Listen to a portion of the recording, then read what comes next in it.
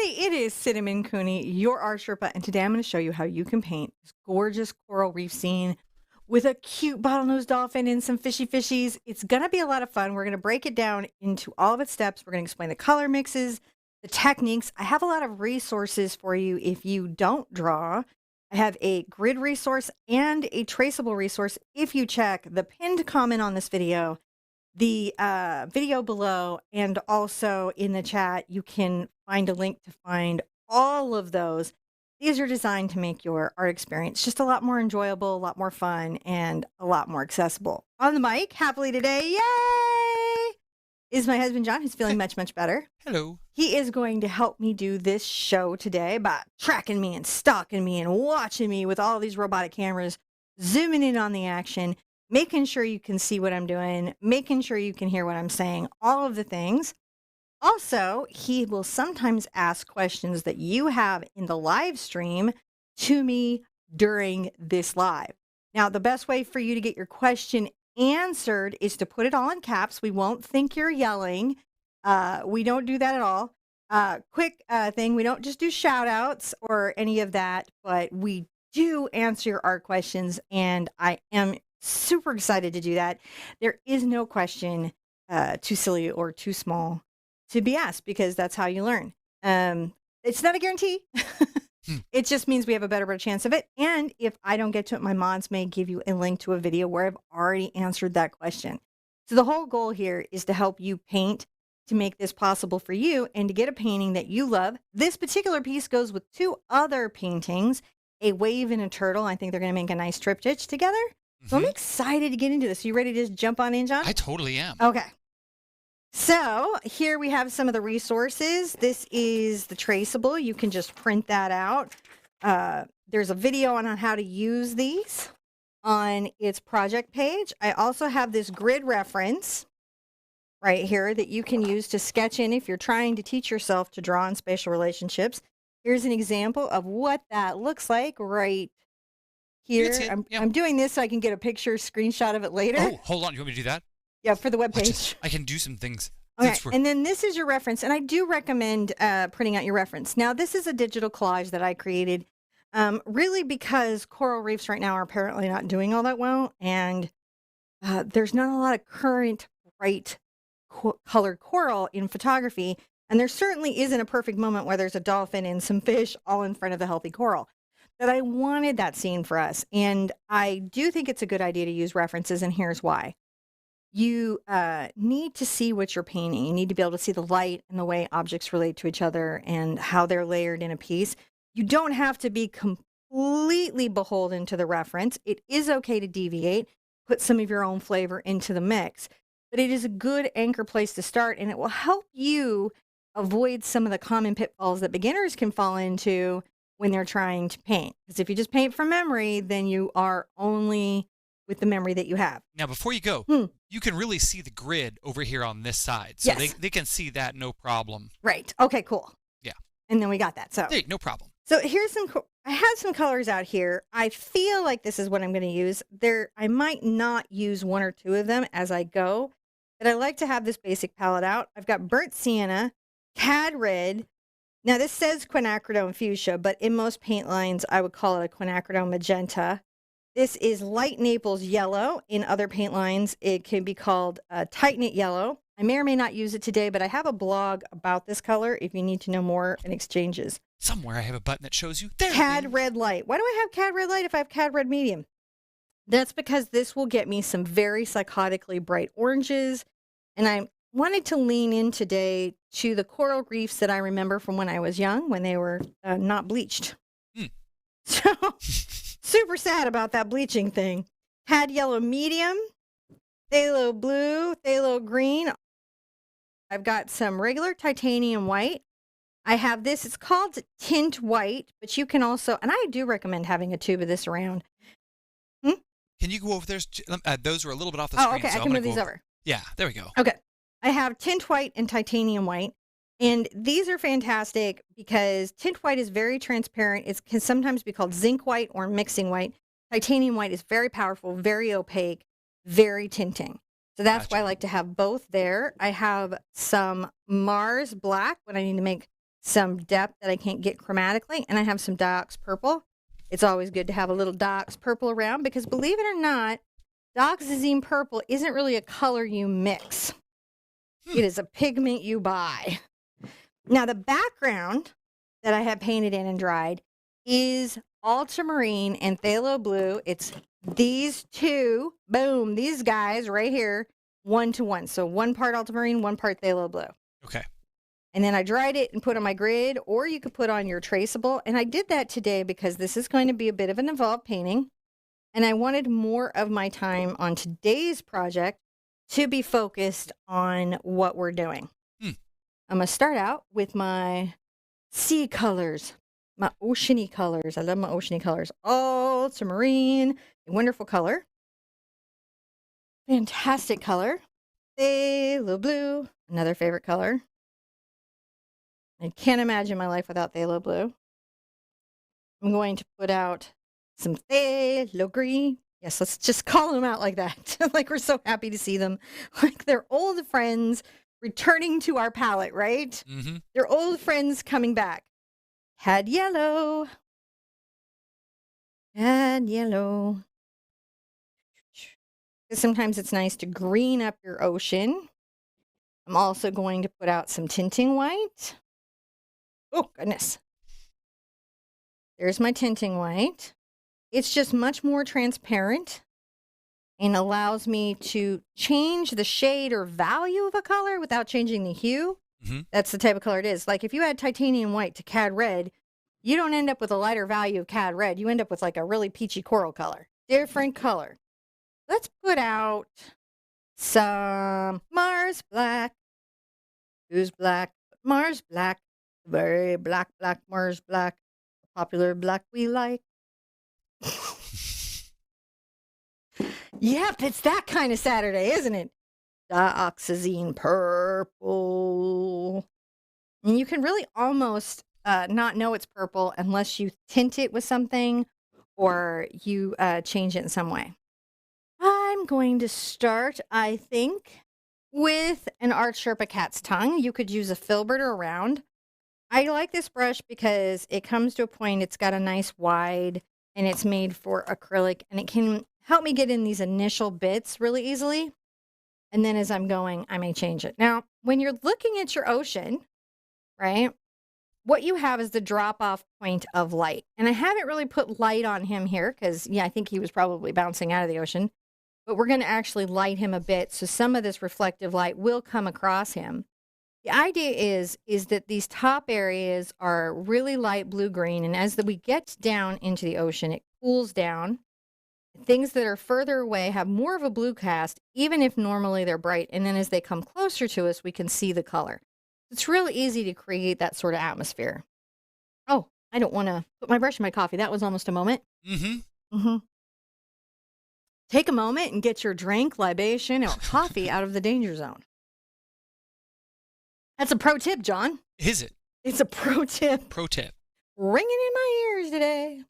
All right, so I'm going to take my phthalo blue and phthalo green and a smidge of my cad yellow. I'm going to really lighten it with my titanium white. And I'm going to come up here and start to paint this space with a bit of that very aqua color. Aquamarine color almost, isn't it? It is. Beautiful gemstone. Up here at the top where the light can come in. And then as I go down, I will just keep adding a little more blue. You know, and as we get away from that hot point of the light, right? You can see that here is that as we get away from the hot point of the light. So light has a hot point in the water that really impacts things. I'm going to end up painting some of my photo here. And I am painting around the sides. That's just so it matches the ones we've already done. Now I'm kind of into a green to blue mixture.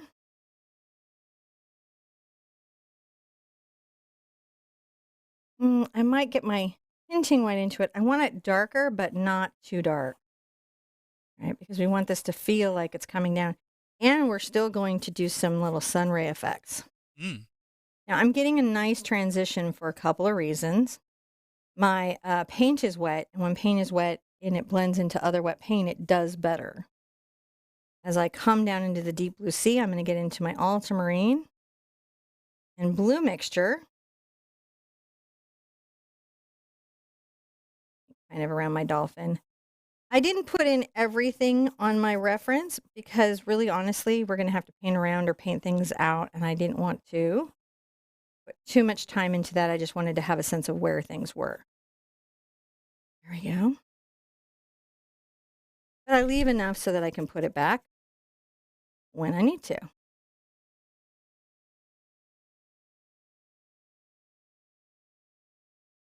So that's that first little bit that we're going to do. Can you show them from that good angle while I sip my coffee? Yeah.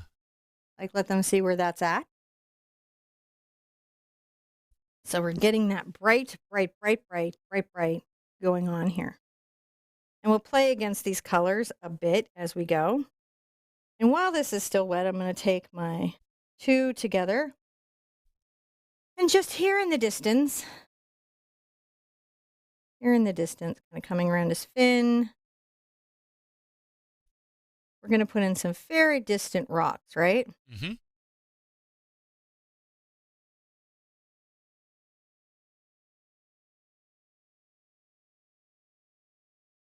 And these are the color of the background sea is what you're trying to do, just a bit darker.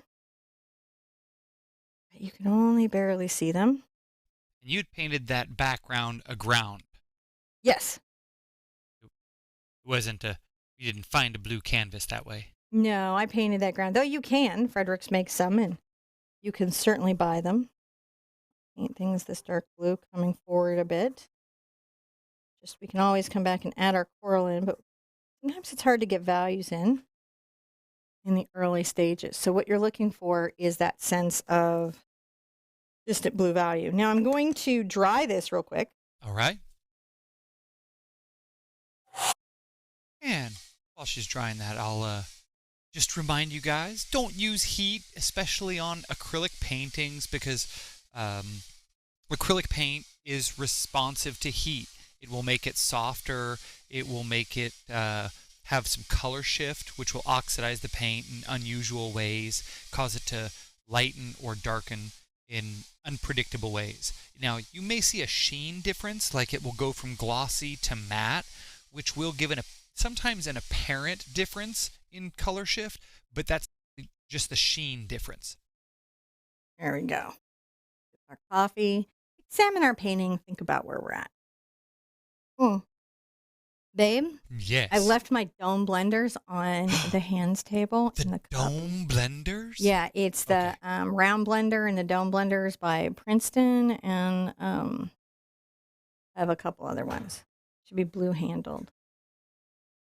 Sometimes I get into my painting session and I forget art materials that I'm going to need in the project. That's, one of those things that does sometimes happen. You just don't want it to completely derail. Well, it's a lot of cup, but yeah, it's in here. This is John's like, I don't know what type of brush you're talking about. So I'm going to hand you everything that's here, which means I'm going to have to walk off camera for a second. Correct.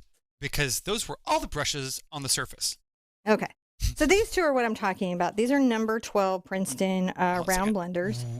They're just nice and they can give you a really soft effect. And in water, being able to get soft effects are important. Another material I have out is gloss glazing liquid, and I'm going to put some out. This allows me to glaze. That's a thin, transparent layer of color, and it can slow down my drying time, so I have more time to blend. That can be really useful in acrylic when you're trying to create soft transitional spaces. Soft transitional spaces. I'm going to come here and I'm going to continue to work out some of these lighter little spaces in the water. You can see me going into my tinting. I'm just wanting to make sure that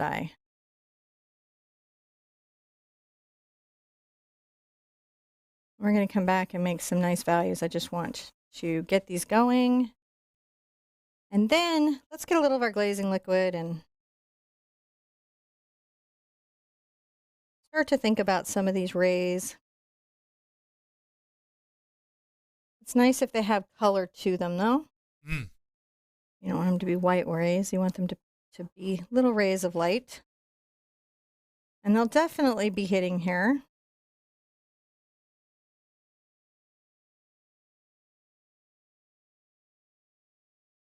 I'll go right over my dolphin. I'm going to rinse out. Let's take a little bit of our blue and maybe our tinting white, maybe mixed with a little titanium white. Gives us a lighter color, but it's phthalo blue. And let's come here and touch. You can use just a round. If all you have is a round, you can do this with your round.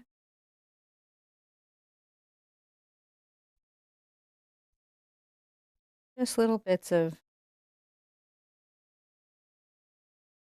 light. And the light's coming through the water.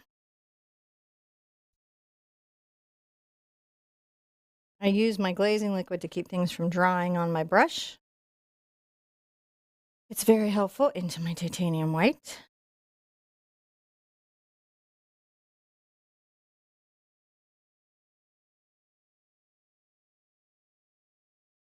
Back into my phthalo blue if the color reflection up top is going to be that way. We just kind of get that going, don't we? Mm-hmm.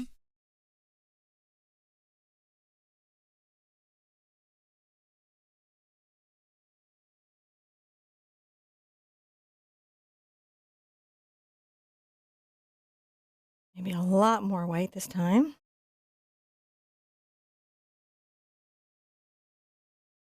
And let's say here is our hot spot.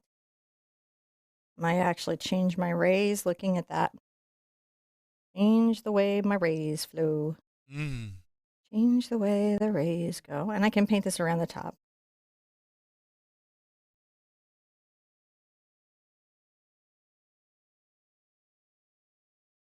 Different brushes just make different marks. Generally, any task that you can do in a painting can be done with a variety of brushes. It's really important as you're painting to let go of the idea that you need a particular tool to accomplish a task.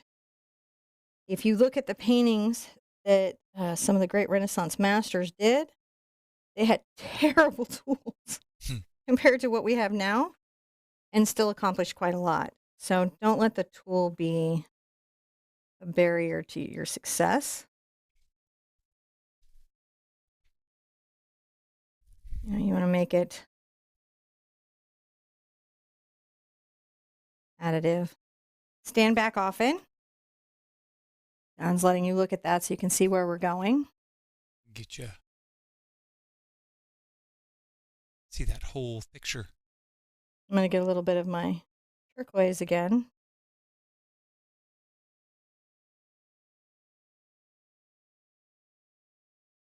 I like to weave in some darker values.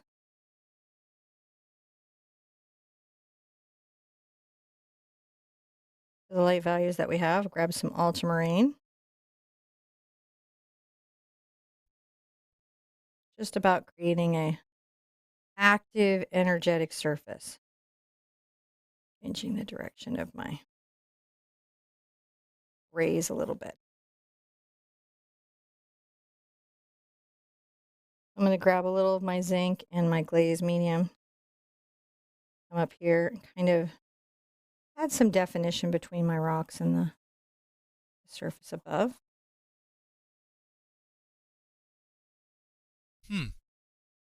So Lindsay was asking. Hi, Lindsay. How are you today? She says, do I need to use a certain, let me get my camera control back here. Do I need to use a certain paint or brush? It's like my paint is watery even though I shake it.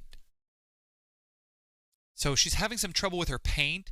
That I would change. Your paint shouldn't be watery even though you shake it. Now, what you might have is craft paint, right, which tends to be very thin. That's a soft-bodied acrylic.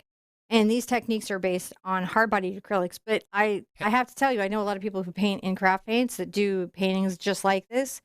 They just use slightly different techniques. You just have to recognize that your paint will be wet longer and it's not going to hold body, but you'll get better blending. So you must have been like watching Baywatch or something? Because these are, is this hard body paint or heavy body paint? Sorry, heavy body paint. The paint's been doing But crunches. like I just said, you don't have to use, you want to get away from feeling like you've got to use a particular tool. Hmm. What you do need to do, I've taken a little bit of yellow into my zinc white and I'm Ooh, tinting that and kind of reorienting my little radials coming out.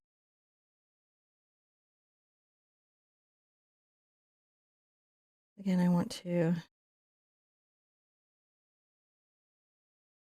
really exaggerate things. At this stage, I'm going to get a round, a number 4 round.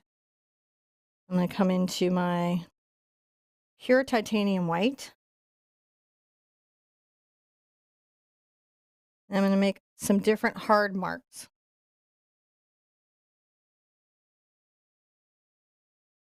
You can see I thin it with water. If you have craft paint like Lindsay has, you wouldn't want to do that. mm, But again, every paint has a different personality, it has a different temperament. Right? If you start looking at paint as if it's just a temperament that you're dealing with, and you're looking for tools that have temperaments that are compatible to yours, interesting. you know, sometimes it can seem, I think, not always, but a bit judgy in the art world about what you use, what you paint with, where you were educated, all of that. And I think that's just the nature of people. Mm-hmm.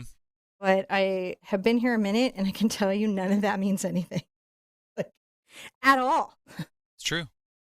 At all. Some of the best painters out there right now are self-trained.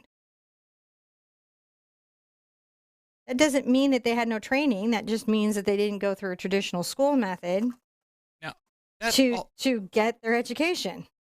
What? now I will say that there seems to be like, okay, I think that going to art school is like the best possible way to go get an art education Well, it's wonderful. because And if you want to work in a gallery or a museum, you need one. yeah, I mean, like, And it's if you're so doing a traditional art path where you're going to exhibit in galleries and stuff, it can help to have a resume so that they can say you were educated and da-da-da, and da-da-da. The gallery owners like it, but that's a marketing issue, not a quality issue.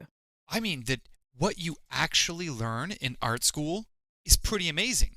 It Like is. the material science, the safety, the how these materials work, how to make them, how to do this stuff. I mean, it's really a big deal what, you know, It is what they what you teach, can but get it there. is not the only way to get an art No, education, and it is not the only answer. no. I just I feel like sometimes it doesn't get said enough that what you do get in art school is very valuable. I'm not devaluing art school. No, I don't think you are. No. I mean, but we often there you go. There we go. I'm not devaluing art school at No. all. No. Um, what I'm saying is there isn't a right or a wrong. Mm-mm. There isn't, where you get your art education doesn't say in any way who's the best artist. Mm-mm. That is not how that is. No. And John's right. You do get a lot more art education on material science, backgrounds, art history in a traditional track of education. Now we do try to give you guys a lot of material science. We do. And to be real honest, I can do that because I went to art school. That's right. So, But they expect you to do certain stuff in art school that you might not do. So what I'm doing is I'm lightening this area down here. I'm using my mix of ultramarine, phthalo blue, and tinting white. Just creating a, blendy blend. yeah, just a little sense of atmospheric perspective in the water, right? Because it all begins here, doesn't it? Well, I mean that just looks like the background of an underwater scene around. I mean that looks very underwatery from right here. Doesn't it? Mm-hmm. Now, my dolphin is an interesting fellow. I'm going to take a little of my white, a little of my ultramarine blue, more water than I like, and some of my black. I'm going to make kind of a bluish gray. And I want that gray to be cast with a little bit of a tone to it. And the reason is because this wonderful little dolphin fellow is underwater, so he'd have a bit of a cast, wouldn't he, Mm-hmm. to his skin. So whenever what you should think about when you're painting oceans. That's a good way to think of this. What should you be thinking about when you're painting objects that are in the water? Think about the way water ripples and breaks up light. It's not a straight beam, it gets broken up by the surface. Think about the way that the coolness and the blue of the water can change or desaturate everything into a blue monochromatic world. Hmm. Think about how all those environmental truths will impact your little dolphin fellow. See, this dolphin is very cute and saying hello, and it's very misleading. Dolphins are misleading. Yeah. I'm going to come up here and add just a little bit of a lighter value up here. And I'm doing this with my soft brush here. This is really because if you'll notice, elements of the dolphin skin are quite soft, aren't they? Hmm. The transitions from all of his little reflections and the little spaces around him. Painting around the edges. Yeah, just in case we don't frame. Now, as I come down and I get into, darker colors, I will definitely, and I'm going to exaggerate this space initially so that it's what's called blocked in. So what I'm thinking about here is what are these greater overriding values and can I get them kind of expressed into a space?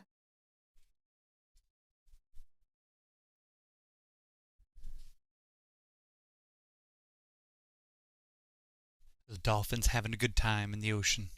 Yeah, See, I think dolphins could have a good time swimming around. they can. And this is going to let me sort of see where I want to bring the water a little bit up more to him, where I want to create those definite spaces.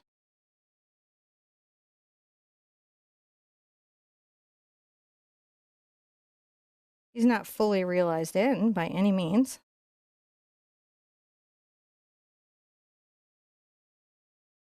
But we're starting to think about It looks really good.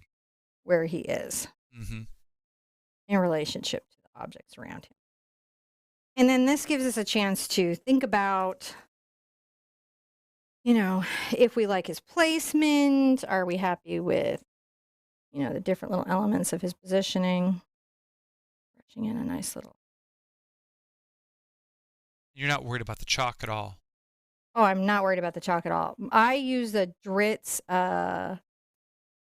chalk that is for tailoring. Hmm. And I did talk to the company, talk to them a lot. I'm going to sip my coffee. Actually, I could use my coffee microwave. Okay. I talked to them a lot about their product. I wanted to make sure that there wasn't any wax in it. I wanted to make sure that there weren't staining pigments in it because those things would make it a really useless tool for what we do. And after hearing back from them, and this is just the brand one, I got this particular tool and it comes with a bunch of different colored chalks that I can put in, and it allows me to do some detailed drawing that is very impermanent on my surface. I wouldn't want to use a colored pencil because colored pencils can have oils or clays or waxes in them that then your acrylic paint can't stick to and you get an underbinding issue. And you really don't want to put any oils in your acrylic paints. You don't want to put silicons in there. You don't want to put oils in there. You don't want to put those products in there. And that's because they literally interfere with the bonding properties of the paint. Not because like anything terrible will happen to you. It's just, it breaks the paint. Thank you so much. Doing my dolphin today. At least I like the upward water right now. I like it a bit. Okay. All right. So as I'm going, Yeah. maybe get into my cat's tongue for a second as I've gotten that going. And I really see that I have kind of a lighter area up top. And I'll add my glazing medium to this so that as I'm painting,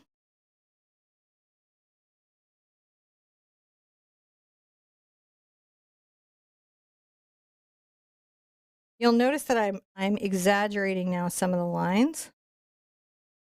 That's important when you're painting these creatures because they're very specific curves and lines. to their faces. I'll go ahead and add this little highlight kind of coming in.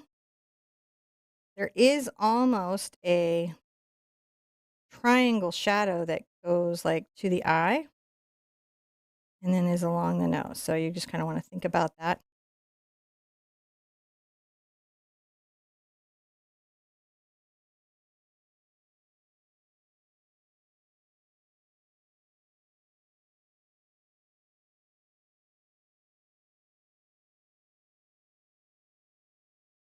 He's going to go nicely with the sea turtle, I think, today. Do we have any questions? Let's see here. I was just over here checking out. Can you use gesso to add to the paint? Yes. Hmm. It is a little bit challenging on your brushes. So gesso has a grit in it. A grit? Yeah. It can have marble dust. It can have chalk. It can have a lot of additives to it. And those can wear out your brushes over time. Mm. It's not a bad thing. It's just a thing. Just a thing.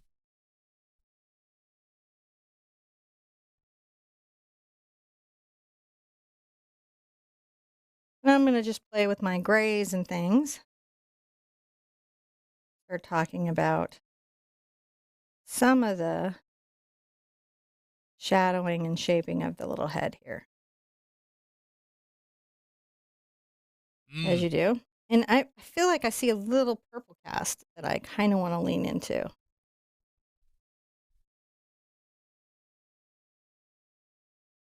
Exaggerate a bit. I think it'll be really pretty. And sometimes that's what you're doing, right? You're exaggerating a component or color or element of your painting. Let's add some shadows. So what we're looking for is the light and shadow around these rounded shapes. And then when we get a nice representation of that, we'll come over and we'll do a light effect on it.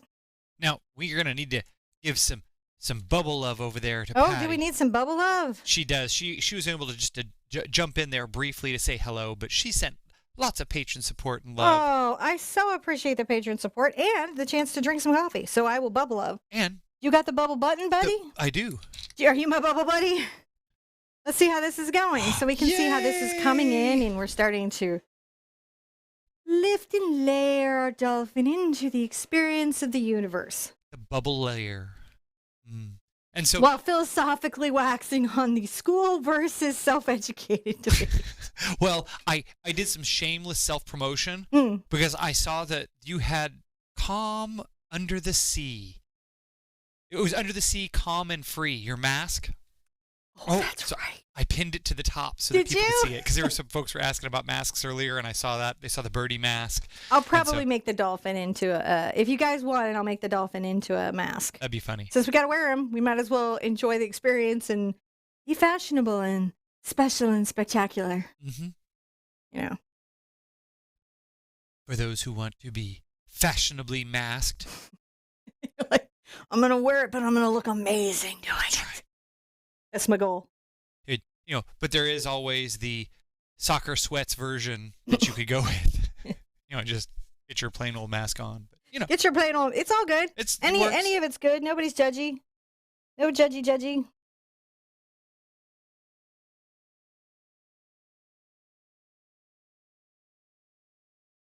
Oh, and Stephanie sent some love too. We're going to get her some bubbles next time you stop. Hi, Stephanie. But she says, thank you for sharing your time in this calming practice. You are an essential service. Oh, thank you. So thank you, guys. It is true that I and the government are not necessarily in line. I don't mean this in a dissident way at all. Freak out. I just mean like my essential services don't seem to be their essential services. I would have been like, hair and nails? No, cannot give that up. That's crazy, dog. Definitely would have kept all the art stores open. I'd have been like, how are we supposed to survive and deal with our stress? You better keep the quilting, crafting, Joann's. I mean, that's how I'm going to keep from going mad. But yeah, Luckily, Michael's figured out a way around it, so it was okay. And I'm not in charge of anything, which is probably also wise. Probably we'll just stick to the I paint don't want and to even brushes. be in charge of anything. Yeah, This well, is what I say. That all looks like suck work. that's very difficult work, and we're going to focus on making Do it people even. happy. I'm and painting. watching a spy show right now, and Which I'm one? just like looking at all these evil villains doing government experiments on people, and I just thought, there's got to be a better way to make money. That looks really upsetting and stressful, and people shooting at you, and it just I wouldn't even want to go to work. Mm-hmm. Like, who attracts that? Who's attracted to that job? Criminal activity just looks stressful to me. So I don't know. I have to say when you were I've been watching you watch. You actually had some really good films on here recently. Yes. You were watching The Fifth Element. Yeah. We're catching up on that. That was good. Yeah. Well, I had to introduce my youngest daughter, to The Fifth Element. I'm going to come along my little line here, and this is going to be one of the few places I might use some black. And we're going to just make sure that that's a little bit defined, as you do. And I may even come along here because I know I'm going to highlight it.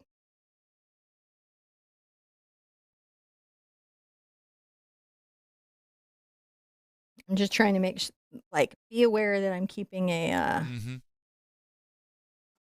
sense of space and scale. Blendy, blendy, It looks blendy. good. So let's get some more of our.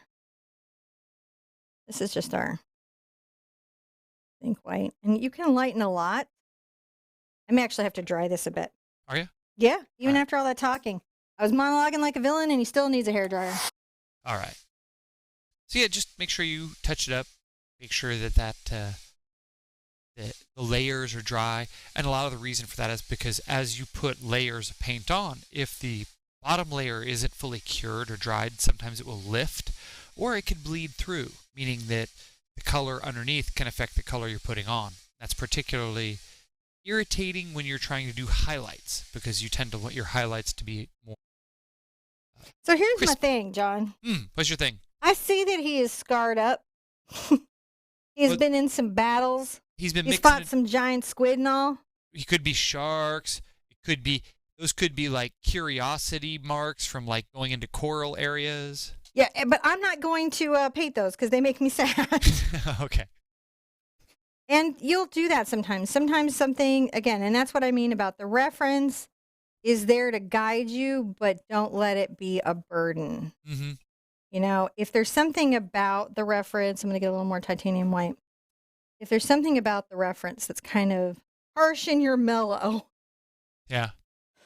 taking you away from the good vibe feelings that you so enjoy when you paint, don't paint that part of it. Don't care if it's there. It's not that important. No part of the reference is more important than your well-being.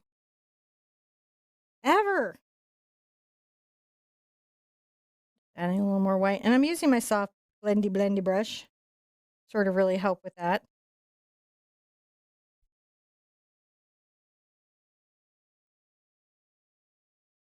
You know, and then it's great to come back and get some little color in, and then you can, yeah, I'm blending it in. I'm surprised at how quickly he's coming in. He is coming in very quickly and beautifully, I'd like to Really say. is. Just a little dolphin model. It was like, I will smile for the picture, please. He is definitely having a little moment. And I like dolphins. I've painted them before. If you like this dolphins, I have other dolphin paintings. Mm-hmm. So many. But see, what's really happening is that dolphin's smiling because he's holding a shark head down as he jumped in the picture. Because dolphins will totally mess with sharks. Oh, I'm glad for that. They're like dunking on the sharks. I bet seals like that too. But seals are like, I got me a dolphin friend. That's right. Just so I can swim safely in my ocean now. So again, doing those soft transitions. And then when you come in and you do your big highlights, it will have huge impact to your overall painting. Now let's come down here. Down here, I find is kind of like a little bit more phthalo, but still part of the value proposition of the under ocean. So let's get some of that going. And you can get some black into it. Too much black, friends. Too much black. You'll always find me like looking for the shade.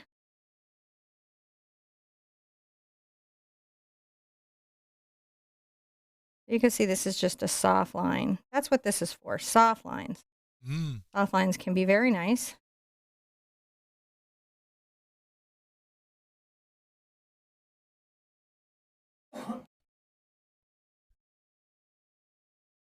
Getting around the edges. Just a little bit, just so that it could sit there. When you're all done getting him in there, Mm-hmm. we've got some supporter love to shout I out. love supporter love. Thank you for the supporter love. Appreciate it so much. Well, I don't want a harsher blending vibe. Yeah, I got a good blending vibe going here. Don't harsh my blending vibe. Some of this is pulled forward into the fin, and I'm just trying to pay attention to that. Now, for those who may not be blending inclined, is there anything that's helping you keep that blend going? Yeah, this brush. Yeah? And the acrylic glazing. So those are two things that are doing it. Yeah, they're helpful. I can get there another way, but boy, we'll be here all night.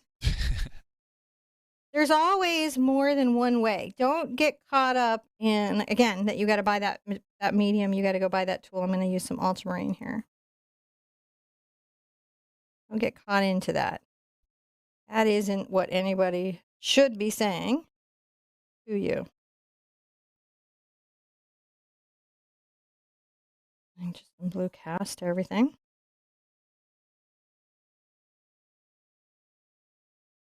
Softening out this fin.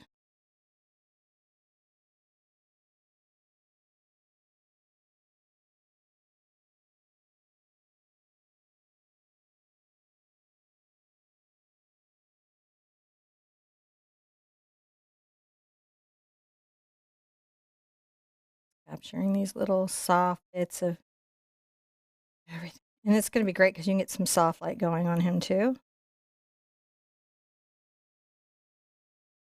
Now, that is a Princeton blender, is that right? Yeah, this is a Princeton number 12 round blender. Okay. It's a good blender. A lot of artists like it. It's just, they're good tools, and I'm going to go back up here because we have bubbled me up. He's looking, but look at him come to, like he's becoming more and more dolphin as we Here's paint. the bubble button. He's more and more dolphin as we paint. Donna sent a big thank you. Donna! With a little dancing fox. Donna B. And then scroll up here. There was one more I thought that. Oh yeah, that was sure. It was Stephanie Barlow. She said all that wonderful stuff and thank you for being an essential service. Thank you guys. Thank you for all the love and support. I think Stephanie Barlow's an essential service. There are so many wonderful emojis. Thank you to everyone who takes time to do the little emojicons. I do enjoy them. And emojis in the chat too. That's good too. Mm-hmm. That's what I mean. That's what I was Throw talking up a couple donuts. Yeah, like GB Malin did a great one with like some the little dolphins in them. I thought those were pretty cool. Oh, and Christine Campbell said, the best art teacher ever. Thank you, Cinnamon. And Karen Thomas says thank you too. Thank you. And thank you guys.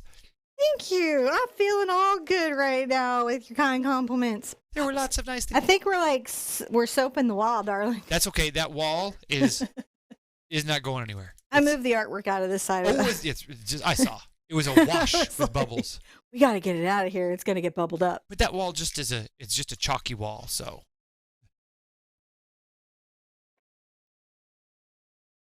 I'm going to take a little bit of my ultramarine. I'll add some glazing liquid to it just so that it is a little transparent. You switched brushes. To a number 4 round. Number 4. Yeah. Art Sherpa round. Dun, dun, dun. Well, I really like my Art Sherpa round. I won't hide that from you. I do like it. Quite a bit. Available at fine art stores everywhere. Yeah, it really is. They're available a lot of places. I'm feeling very 1950s pluggish. Are you? Like you want to plug things as if it was the 1950s? Yeah, a little radio show host announcer. I'm trying to create kind of a light purple and I'm come up over the eye a bit.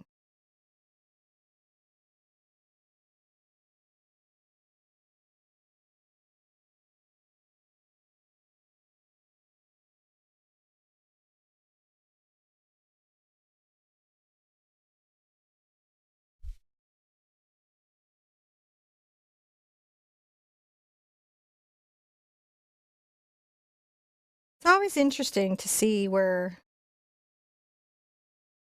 and if you ever have to soften any of these, then you just come in with your little soft brush. You know what you do? We don't have to worry. Yellow in there.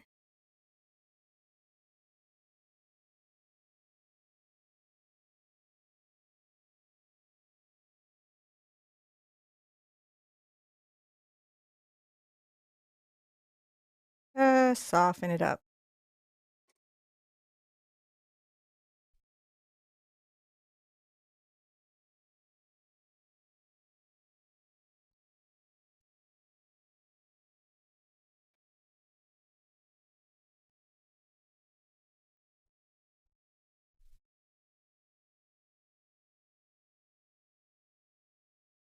And wipe it out with a towel and You switch back over to that blender. I'm going to be switching between the blender. Yeah, call me out when I switch brushes, babe. I will try. Okay. Because I will switch between things. I'm going to wipe out.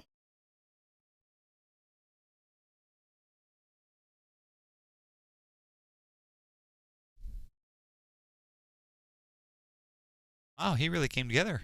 It's going to come together very quickly. I'm going to kind of switch again.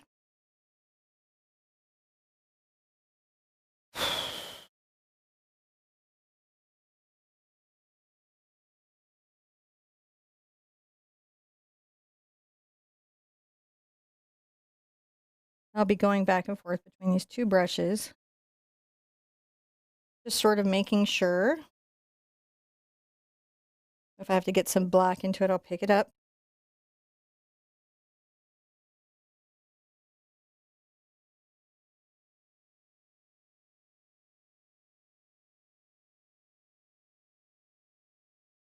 And again, we're just trying to grab these little scents of highlights.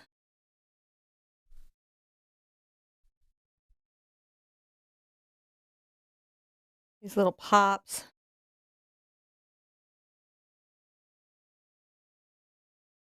And I will have to soften all of them.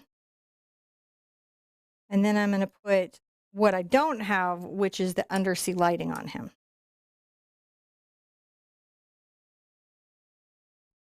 So it seems that you're putting the paint on with your number 4 Round round. and then blending it out with my 12.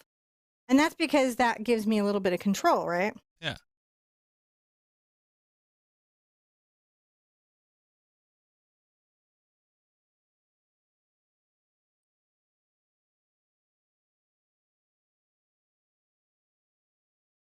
Little blue and ultramarine mix. Let's come here and talk about this little fin.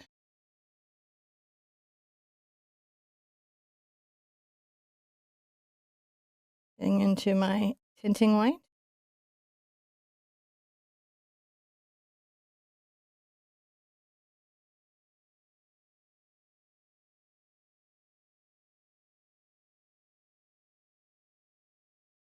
Just creating those little values in that fin so it has some dimensionality and some shape where necessary.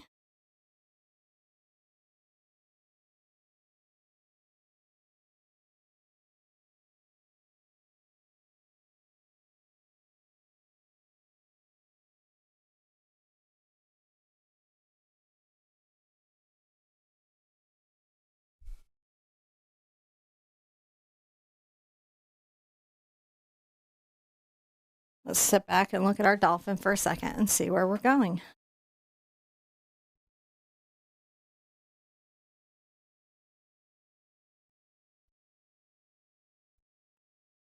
Not pretty good. He's coming out. I'm going to get some of my just zinc white. I want to lighten everything up just a shade.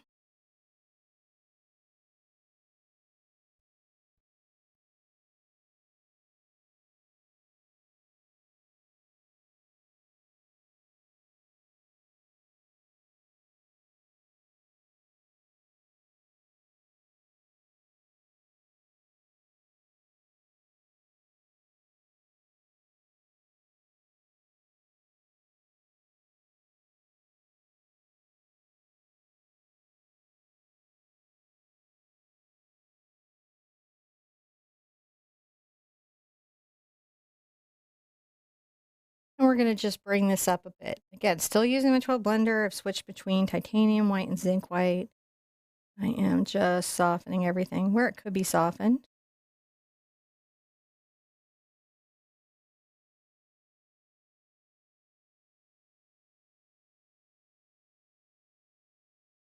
Now, purple and blue, and a little black. Everything that's next. So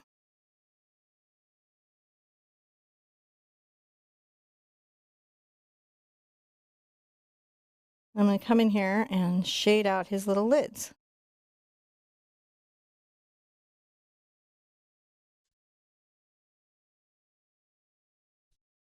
You need glazing medium to improve flow. Get that going. I like to paint the lids a little bit first.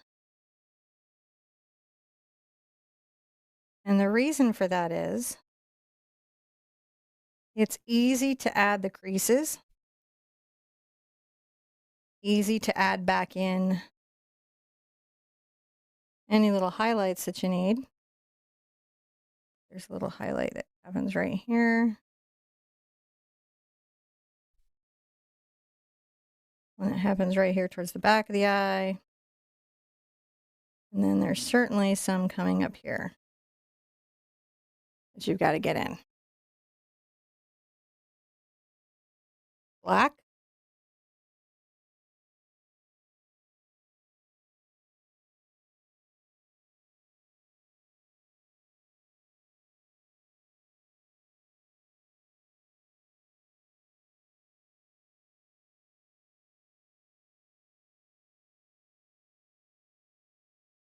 That isn't fine enough of a line. Brush over a splayed, which means it made me too thick of a line. I'll have to come back and thin that line again. Looking over here. There we go. Let me zoom in on there, and I want to see that eye. Yeah. You Were we not zoomed in? I was not zoomed in. I was over your shoulder there just so I could see what was going on. But now that I can see, you got a lot of little detail work in there.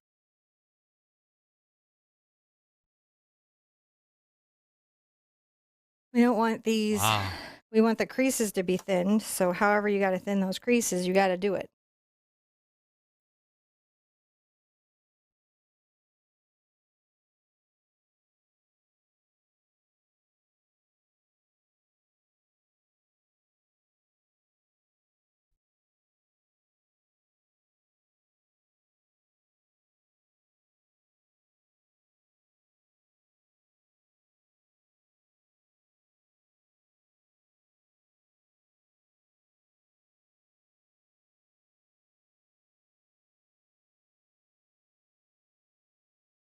Wow, that turned out great.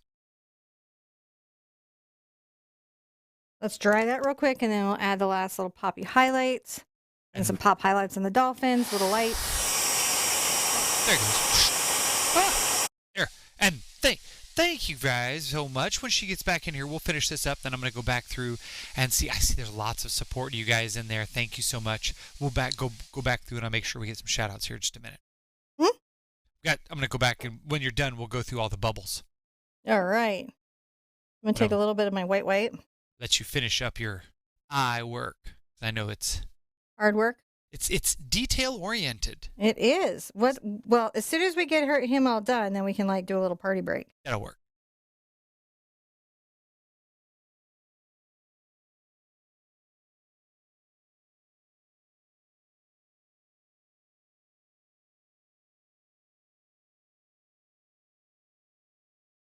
Putting a little yellow into my paint. What'd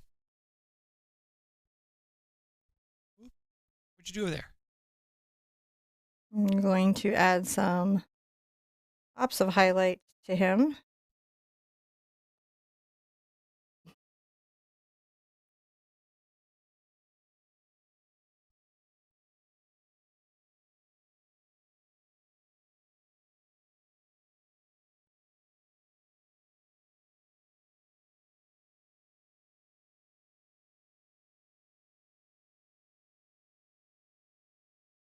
Just highlighting those little bits up. highlighting these little bits up. Switch into the round blender when I got to. There we go. A little soft highlight here.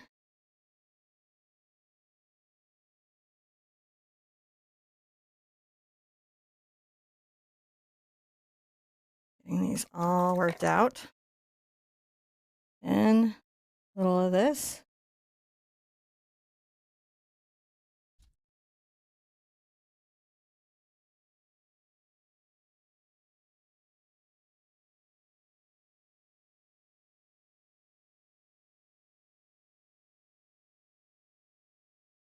Just a little indication of the water, the broken water light. Mm-hmm. Especially up here at the top of the head. It's a very light thing. Yeah.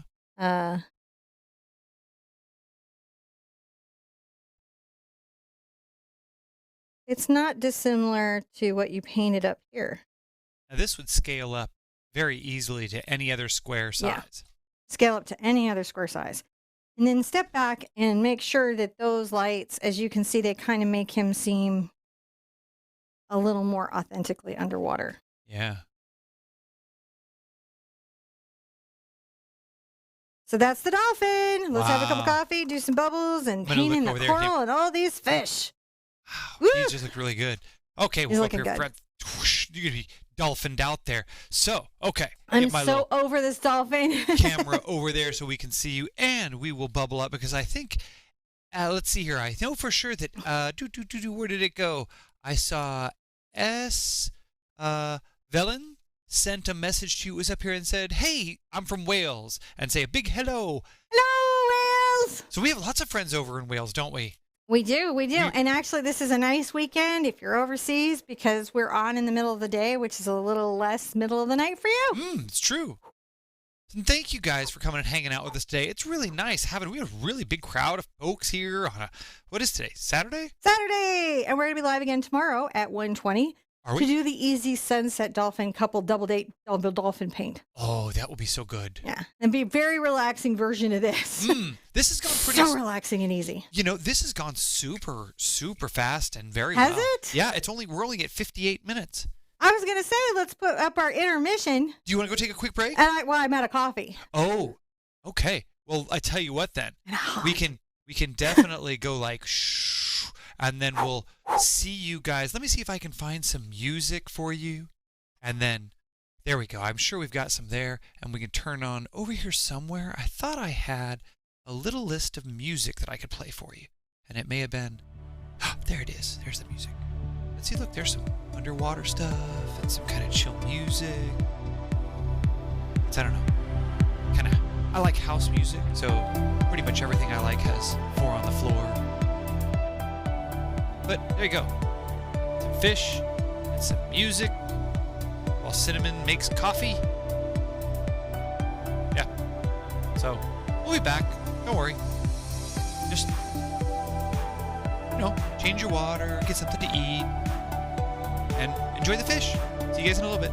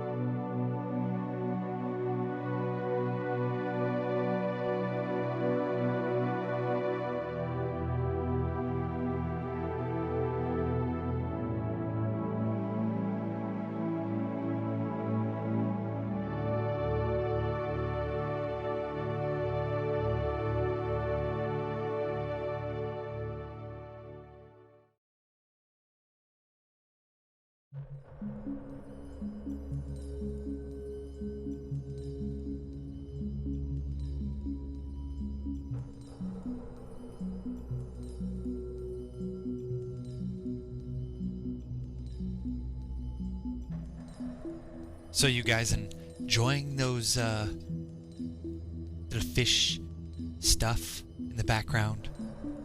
You Are there, they Cin? enjoying their fishy fish? They're enjoying it. I They're got an audio on. complimentary fish. They are. So they're listening. Cinema's still not in the studio, so I haven't. I'm got in the cameras. studio. Are you? You're still working your way around. No I'm worries. working my way around, but I'm in the studio. Yeah. So I just had to put it. It's so hot and dry today. I have to put out some fresh paint. All right. They can see me do it. I don't mind. Oh, seagrass. It's like a seagrass. See the rippling light? Can you see it? That's what we're talking about. That's what we had to put out. See, you can see the bands of the light being broken up, rippling over the seagrass. Wow, maybe we should observe that video before we start painting. There. Where's the button that makes that happen? There it is. There you are. See? He's in an aquarium. He has very direct and consistent lighting. He has direct and consistent lighting. Which lets you know, and honestly, a couple weird spots of lighting. There's the bright overhead light and then that side light. So he clearly is not in the sea. Yeah. He's not under what about the this sea. guy? This guy's in the sea. That guy is in the sea. It's a big guy. But he's below the drop point of light. Oh. And they're lighting him with some other source from their dive. We could play the game. Can you tell the lighting? That'd be a fun art game. What lighting? See, there's his overhead. That's a good one. That's nice and dispersed. You can see it hitting the rocks and everything in the diffusion.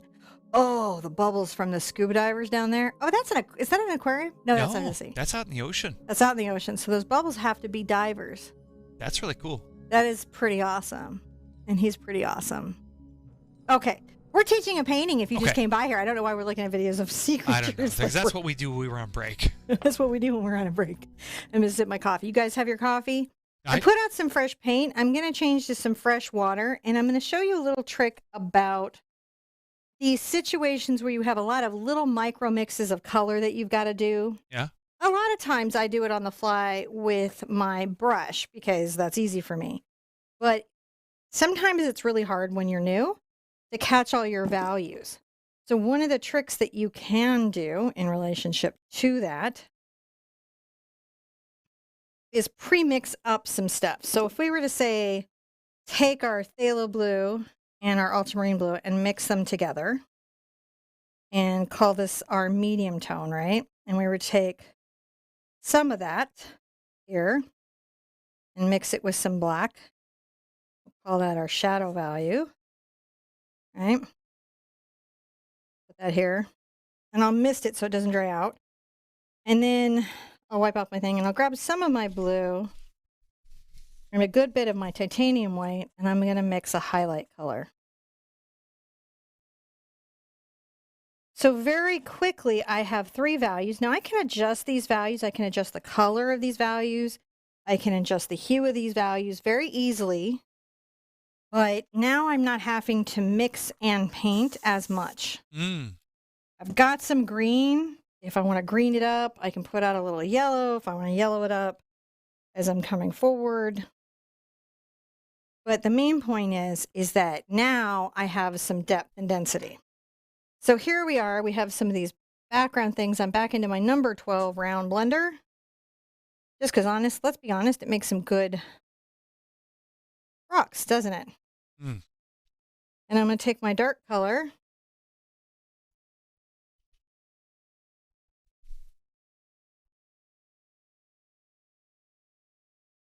And I'm going to start to paint in these distant little shapes that could be out here.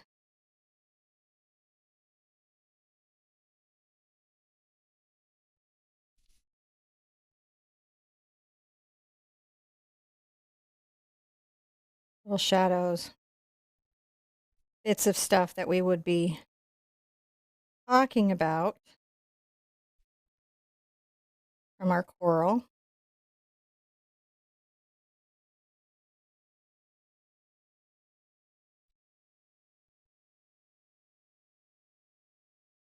Random shapes. Not really random because we can see them there, but so then because I have that, I can come in and Mix a half tone easily between my middle mix and my highlight mix.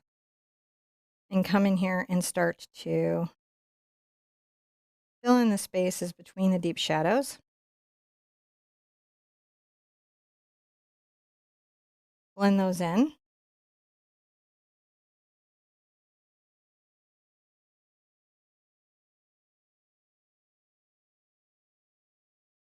So that they're soft and not harsh.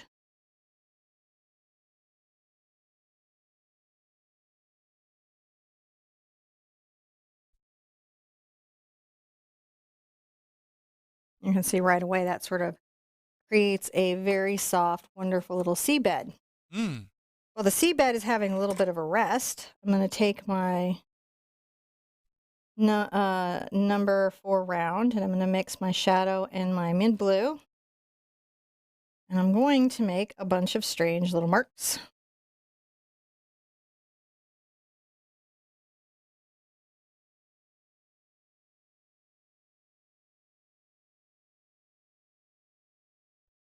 These are little weird distant fish.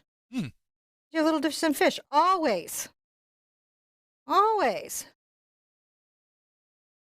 I challenge you to find a Lawson painting without weird little distant fish. Because they're always there. The reef is busy. Nemo did not lie to you about that. Did overestimate the parental commitment of clownfish by a bit. They're pretty good parents. I'm not sure the whole sea parents. And I think most fish operate in Dory's world of what were we doing again? Because if they could remember anything, they would come get us. That's true.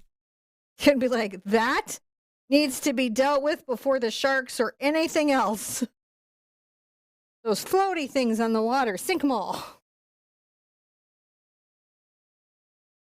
Make small dots, make big ones. You want them to go different directions because schools of fish do different things. And you do want them to have different values.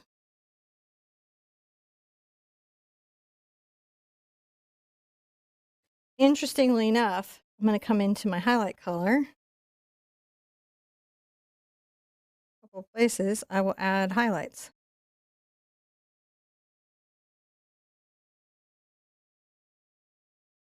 The little touches. Mm-hmm. These are the weird little tails that are, because they're mildly colorful fish, so when you add the little highlights, it makes them feel a little more real. I'm going to zoom in those little fish there for them.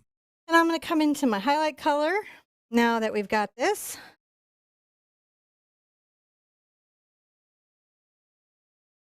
And I guess my far back highlight is just a little darker than my coming forward highlight. So I will capture it with my halftone.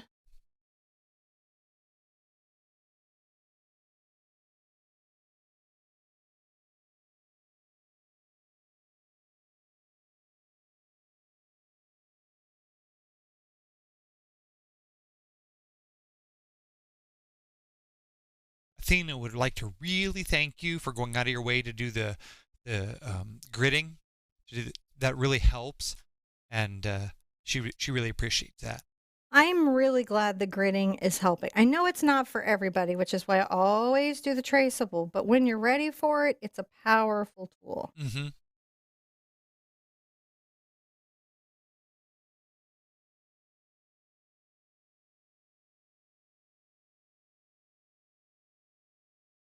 You can see that you can be kind of general in some of your stuff about your background. And the reason that you can is it's far away. You can change the texture of the brushstroke, indicate different types of coral events.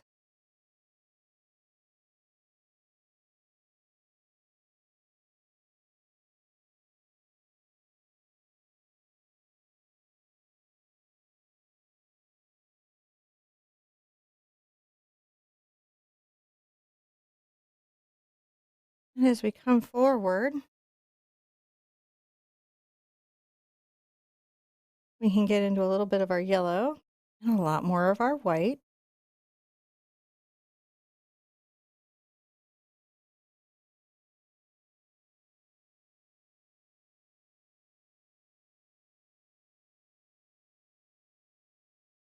See how suddenly that makes the density in the middle ground, foreground, background just a lot easier to accomplish. Mm-hmm.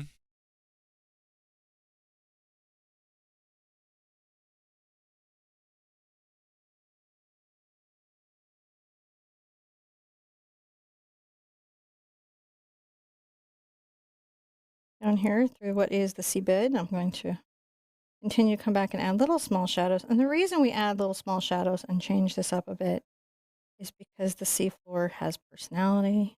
It is not one and done. It is not a monolith. Like Mm. people, it's not a monolith. We have to stop treating natural things like they're a monolith because they're not. They do all kinds of weird and unexpected things. Lots of differentials and personalities and stuff we need to talk about.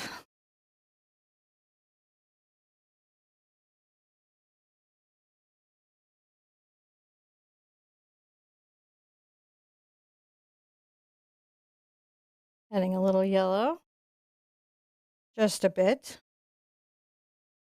Some of this here, kind of distant outcropping of something. I'm just taking my number 4 round and I'm just wiggling some of that in. Saying, hey! I can go right back in and I can take yellow into that black blue mix.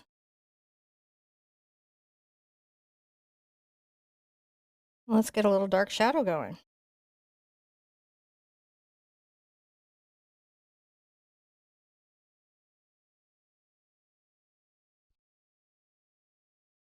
That's a nice little element, right? Mm-hmm. And then we can also get a bit of white going.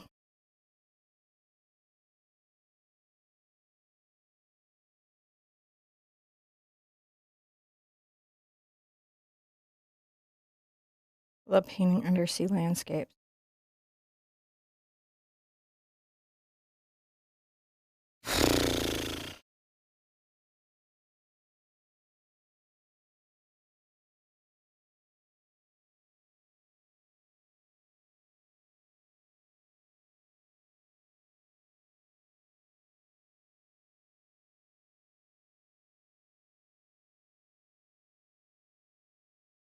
These little strokes are kind of curved.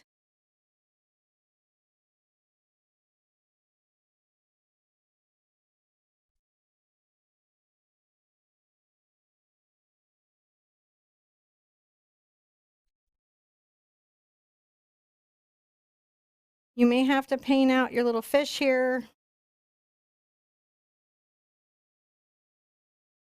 or at least paint into him a good bit.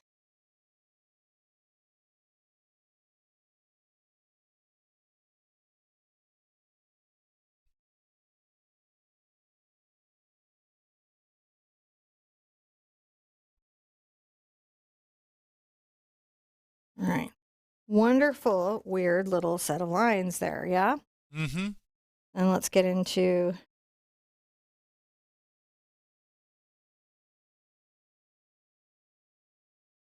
green space, undersea green.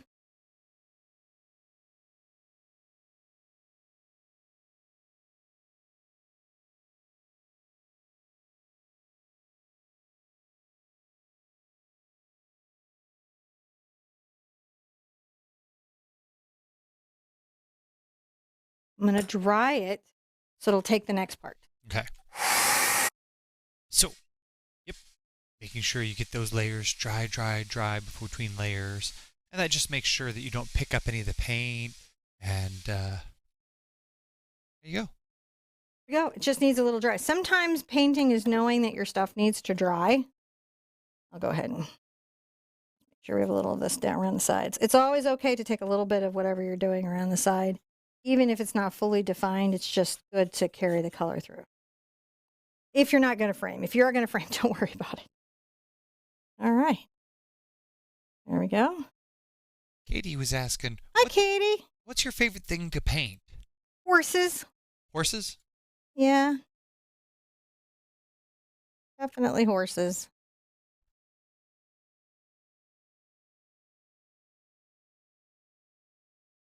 What you doing there? I'm making little defining on the toe of my brush, which is this pointy part. My number 4 highlights. Just added a bunch of white Mm-hmm. to sort of define this little coral structure, this little sponge structure. These are the distant ones of it hanging out, but they're enough where we can kind of see them. And if we want to layer the orange into them, we've got to get these kind of worked out. Mm-hmm. Come in and get a little of my shadow. Now I've taken my phthalo green and my black and my blues together.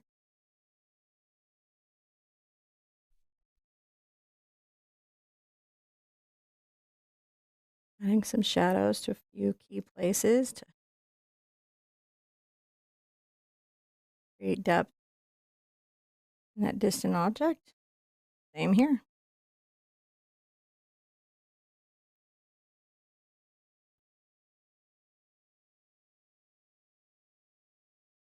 I'm going to take this, I'm wiggling my brush and making irregular diffuse shapes, right?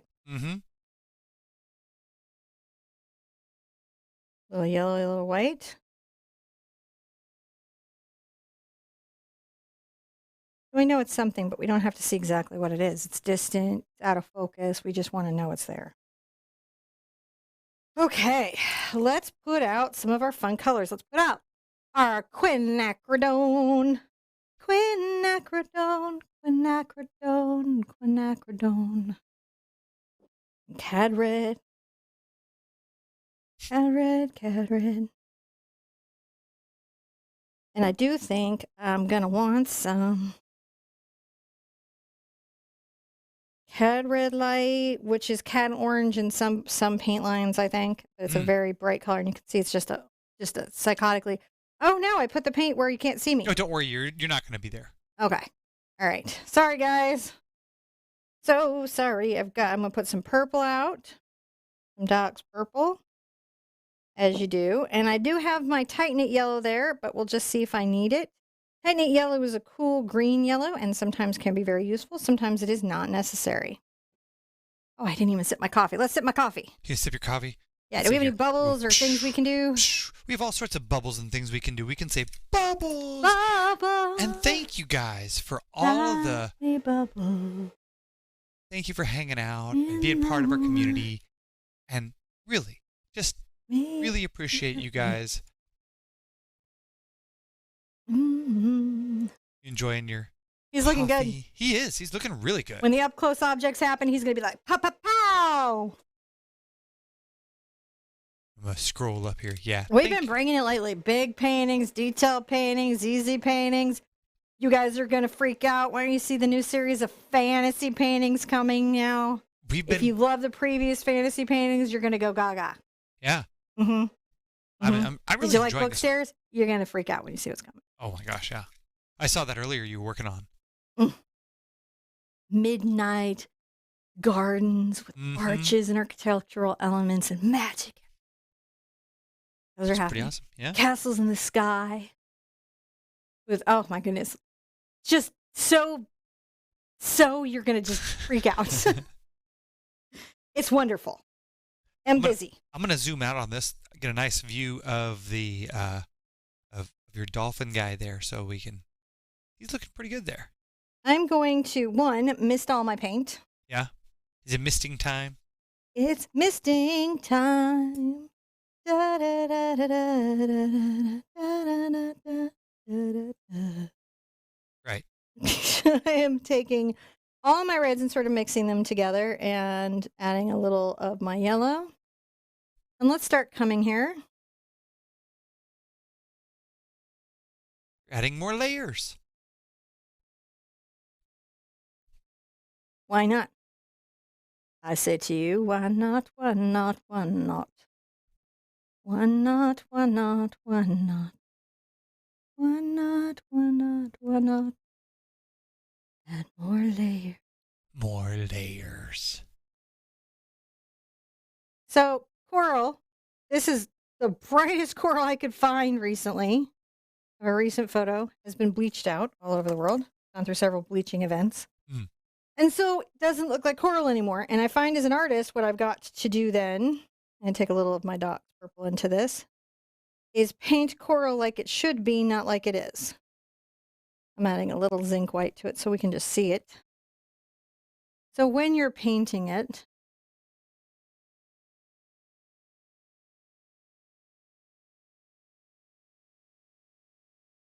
I'm doing a push technique because I'm trying to create a textural effect.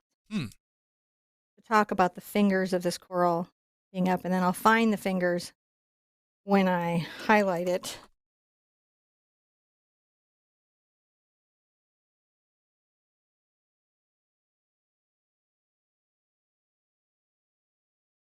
And then I'll go ahead and make a little fan here, little shelf.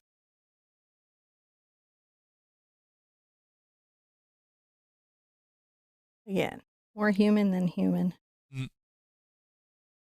More nature than nature. More nature than nature. Because nature's sucking right now. It's not having a good time, is the nature. It's not having fun.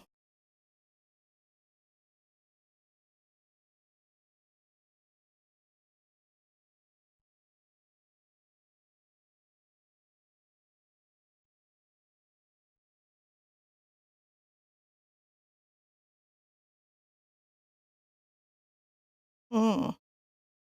Some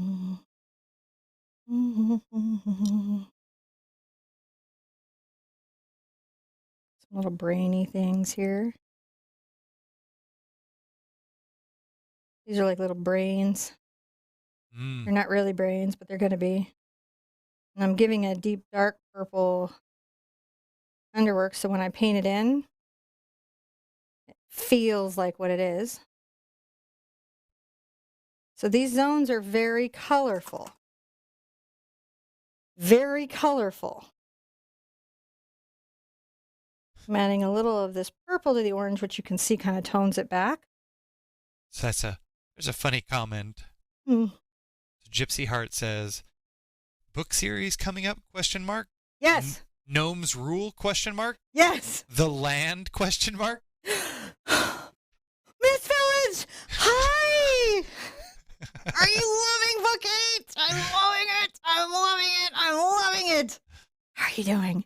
I'm in the group, but I don't say anything, so I feel really weird there.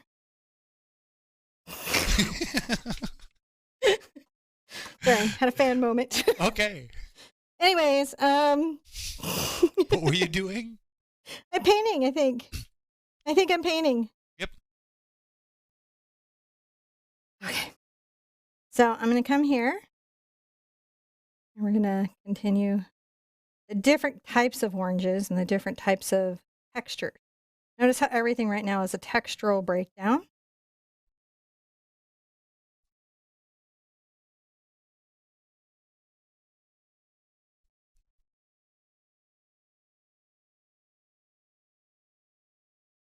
You just go right back to painting like that didn't happen. Well, I mean, we know. We know. Rose Swan gets it. He knows. Chicken and eggs. We know. Also been a very interesting book, like cussing wise. Like I think I learned some new insults that I did not know. And also a lot about the author. You know. That was either intentionally or not intentionally revealed. I'm not entirely sure. Rosan and Ron Swanson. Shh. You might not have read it. You have to put up a spoilers alert. It's a rule.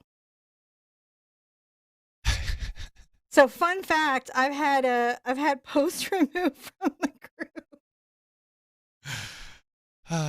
So, if you're on Facebook and you ever feel frustrated in my group, no, it happens to me too. Mine was removed because I think they didn't get the bag of holding joke, but I think they thought I was selling a handbag instead of saying that a handbag that cost $20,000 ought to be a bag of holding. Mm-hmm. Is what I was saying. I was like, I'd buy Prada if it was a bag of holding. So, like... But they were like, she's selling handbags. I'm like...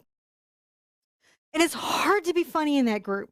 So it is because they're so funny, there's like and I'm not that funny. There's like 3 people who know what you're talking about. Sorry, I'll stop.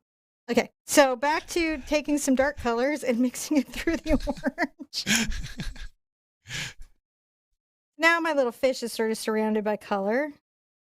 And it's okay that some of these colors mute out because we want it to pop up, but not be like every element of it that bright. Now we come through and we create some detail here.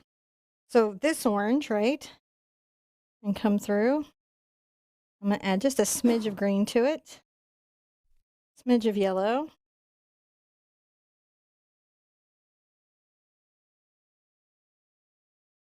Is it really 3 people though? That's No. kind of exciting to me too.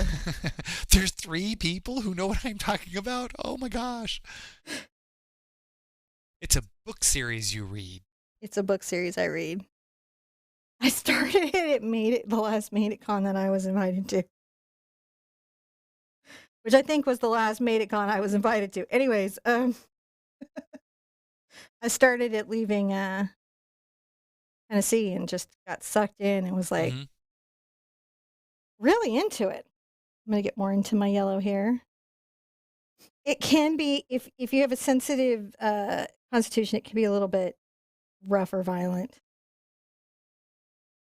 It can be. So there we go. We got a little bit of a coral coming in.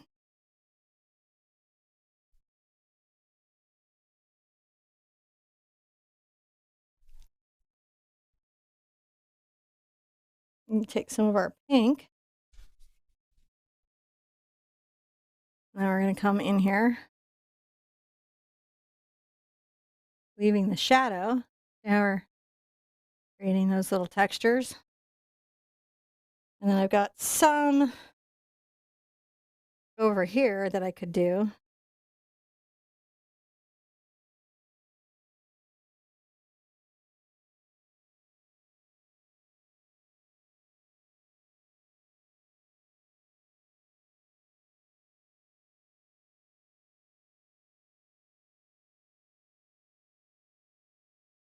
Capture these little wiggly lines. I think I got so excited. I like painted this like weird. Ah! I think it looks great.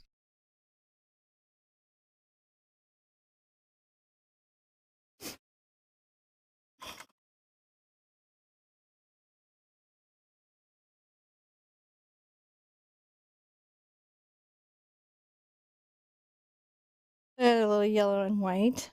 I just want to kind of create a little highlight color. So now they're curious, what book series? It is The Land by Alaron Kong. He's a doctor who became an author, and he's the father of modern lit RPG, according to all the marketing.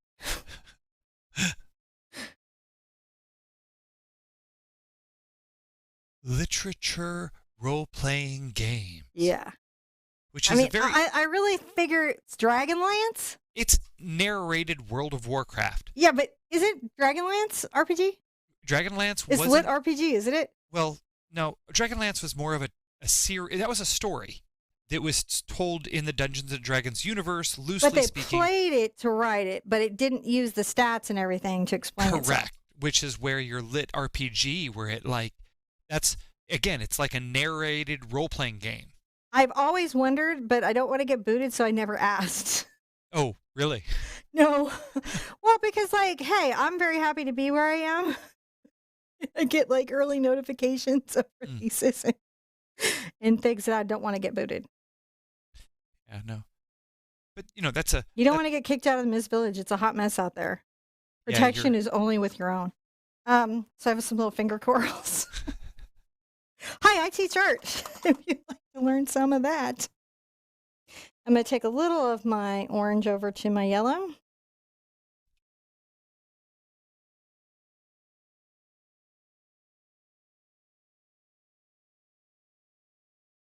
And here I'll just... Oops. There you are. Little bits of yellow. It's still orange, but it's just compared to everything that's going on around it.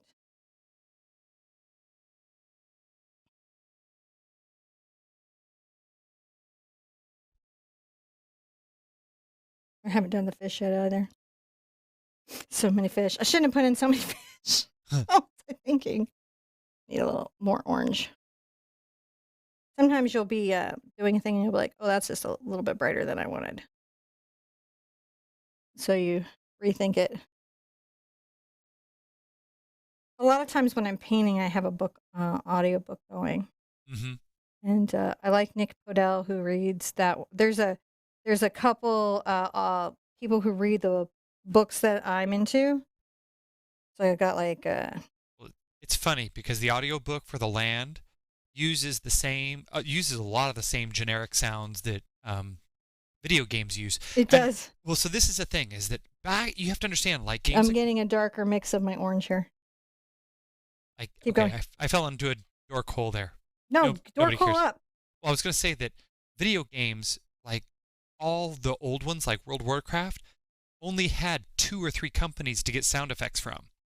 So if you've ever played like StarCraft or Warcraft, then you've heard all the sound effects that are available for video It's games. very comforting. And so, And also, weirdly, it's comforting to listen to so this book series is very heavy on the stats, mhm. and it's comforting to hear the gameplay thinking for me. I find it very calming when the main character is like figuring out like what areas of his character to level up, or what powers to enable, or what spells to cast, like all those things. The thought process behind the gaming of it, I find super comforting. It's like a bedtime story for me. I think it's funny because whenever he levels up and the ding ding is the same sound that World of Warcraft uses for the auction house. So, I think that's on purpose. well, I don't I know am that it's on taking my purpose. 12 round, and I'm going to get into my zinc, my tinting white, and come here and make some little.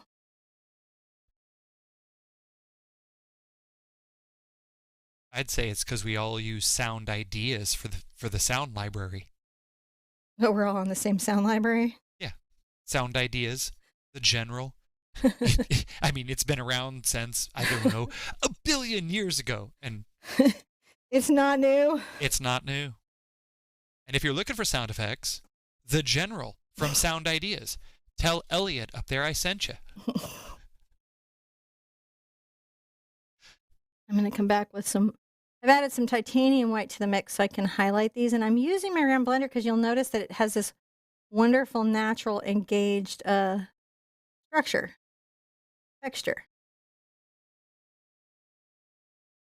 Allows me to paint that different texture of coral. That's the big thing about corals, is you want to have different textures and different effects as you're going.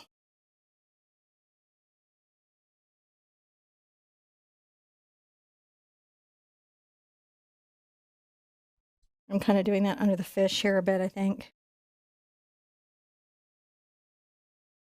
It's good.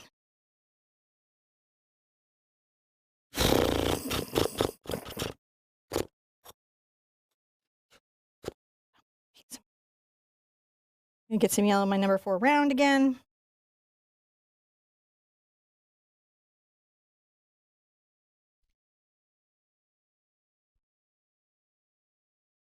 Bright yellow bit of coral.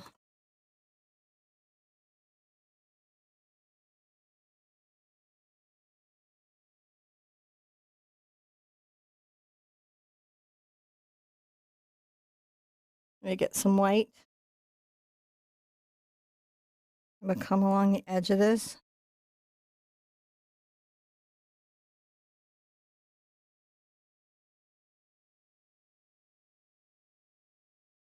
Fan it in.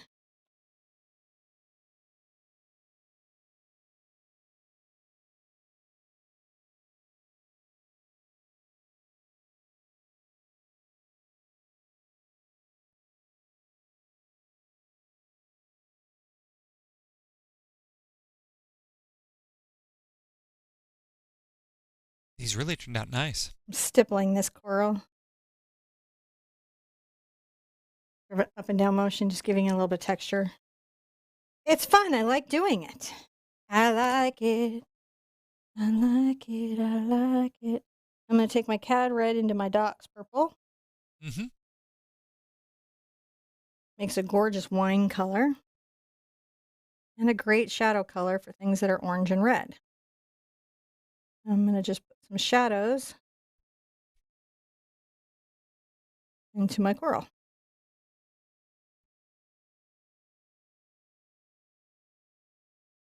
Wonderful.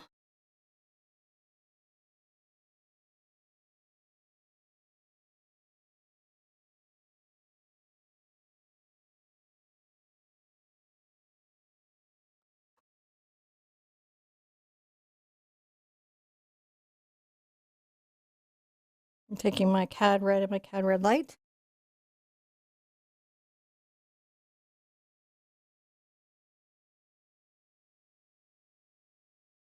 Which yellow are you using? Cad red, a cad yellow. I Cad didn't yellow. get into my Naples yellow. Is it cad yellow medium? Yeah, cad yellow medium.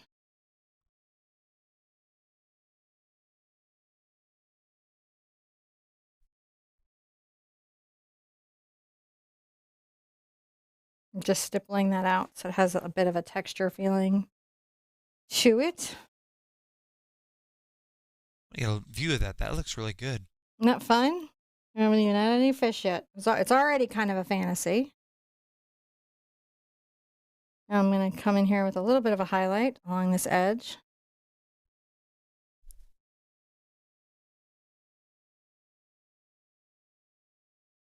Add some waves to that.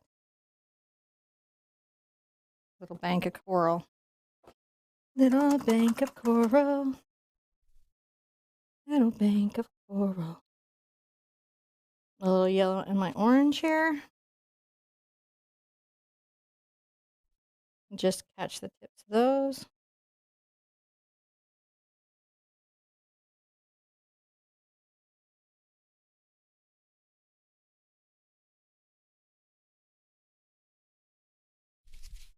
Some very light white.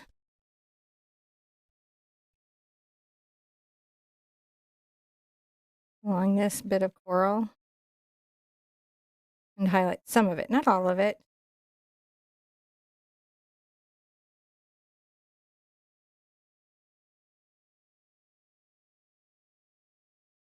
Add a little bit below the fish. So everything's a bit colorful, right? It's colorful in the range of here. I'm going to stand back and take a look at it for a second. Mm-hmm. And then we have fish. Wow. So we will have done a project. This certainly is worthy of our turtle. Yeah. Right? In the wave. This little ocean story needs another layer.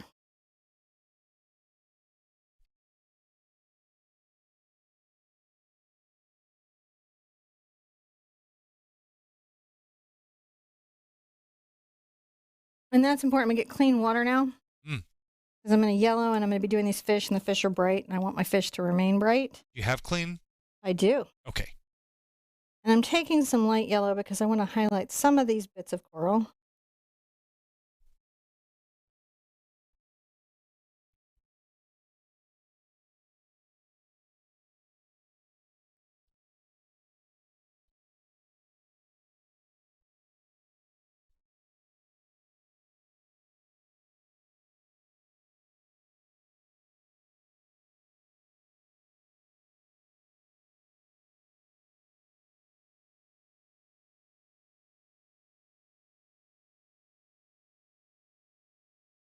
Sometimes it's nice just to do little touches, little events. All right. Fishy, fishy, fishy.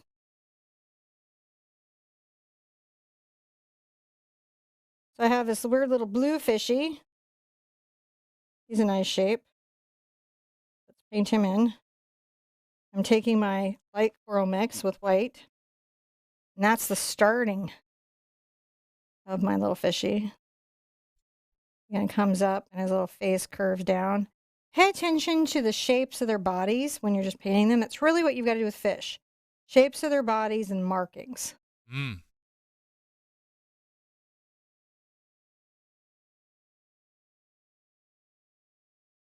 I flick back for the fin. And I'll flick back for this fin. I'm going to try to peek over your left shoulder there.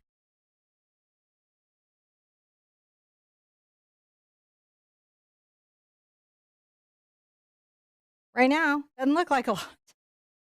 That's okay. This guy will be a little bit easier to do. I'm going to take some my white and yellow.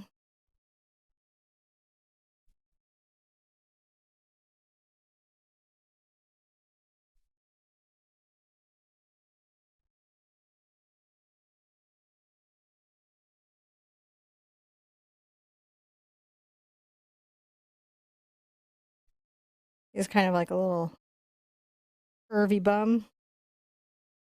Curvy bum. Curvy bum.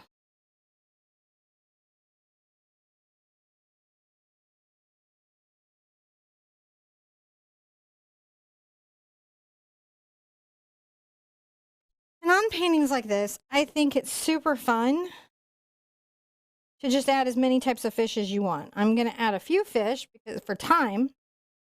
But if you have like clownfish that you like or other fish that you like, I highly suggest adding them. Adding a little tail here. I'm going to come in on him and go ahead and add that little tail. Just the beginnings of it. Mm-hmm.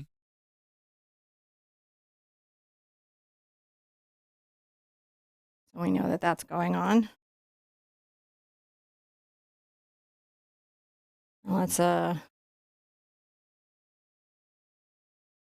if when you look at it and I'm feeling like it might be busy, the other fish, I might add one more fish. I feel like these guys might be a little busy.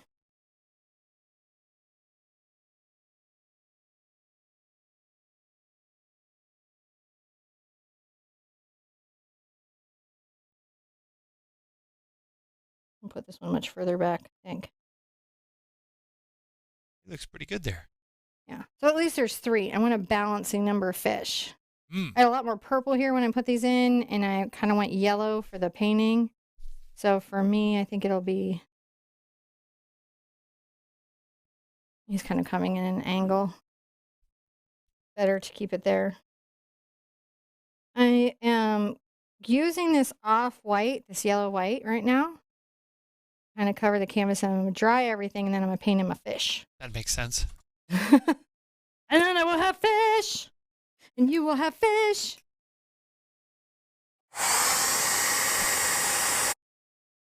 There we go. I found the button. So, yeah, just make sure you thoroughly dry your fish so that when you put the next layer of color on the fish, then it will stick on top of that layer instead of peeling that layer off and making it icky and gooey and not fun.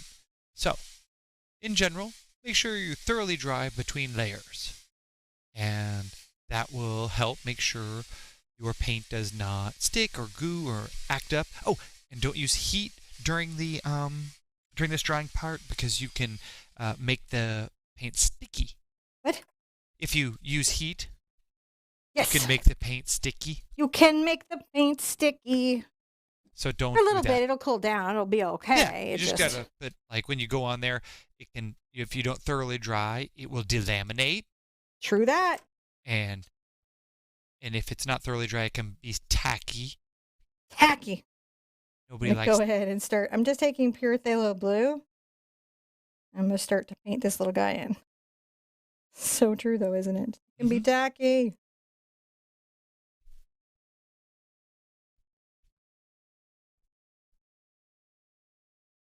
As I go forward, I will... I am the world's foremost expert on paint drying outside of golden paint. I doubt that's true, but I think that's funny. Mostly just because I haven't done a study of paint experts outside of golden on this subject. Maybe Sherman Williams has some paint drying experts too. I'm going to get some of my orange here. I'm probably in the top 10 people who've watched paint dry. Well, in that you have watched a lot of paint dry because you were stuck in the studio with me, boy, that is true. I'm going to bring some lines down. Just a little bit of color on that fish, fish, fish. A little bit of color on the fish, fish, fish.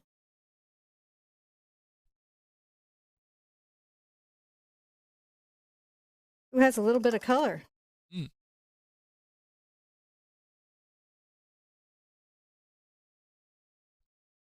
And come here with a little white line. Under that belly. A little bit coming down here on the little fish.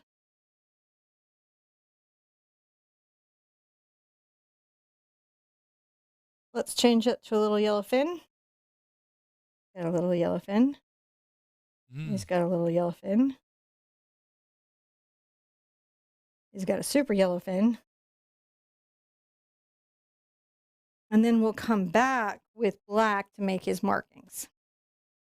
Now this guy, I'm going to take my kind of dark color and add some white to it.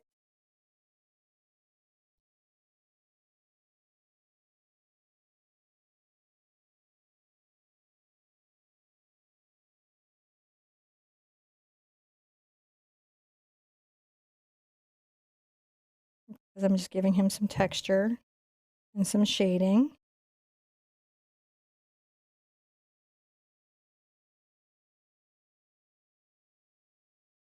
We are nearly there, guys. I know.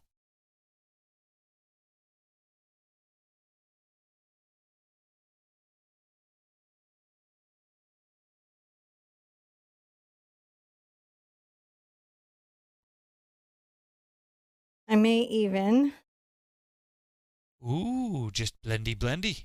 Yeah, just blend him in, smooth it out.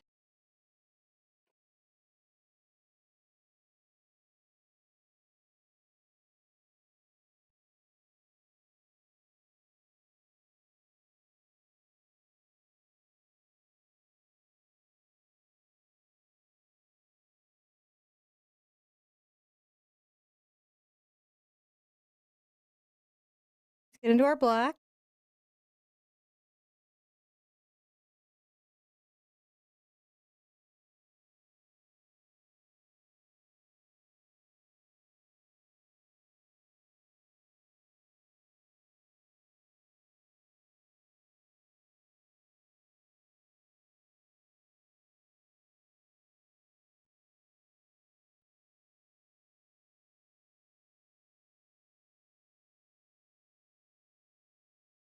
Again, you just do the little markings.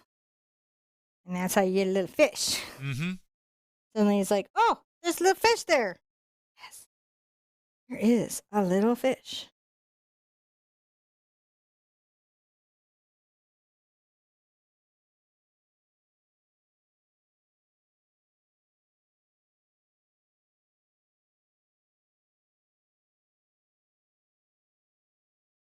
You can even take a little bit of my white and add a bit of a highlight to the eye, just so you can see it. Mm-hmm. Now, this gorgeous baby's kind of like a series of oranges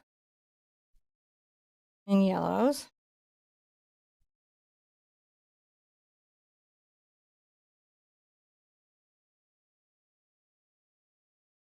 And strange stripes.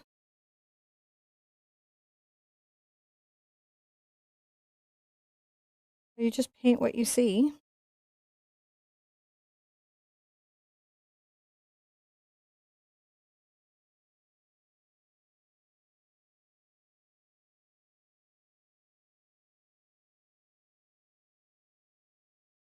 Oh, I got a fin here and another little fin there.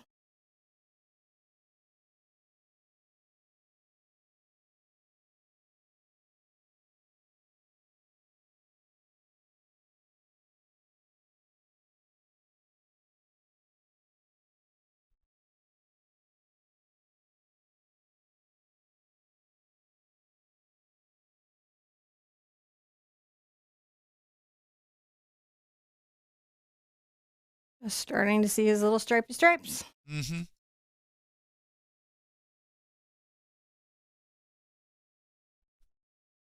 Back here.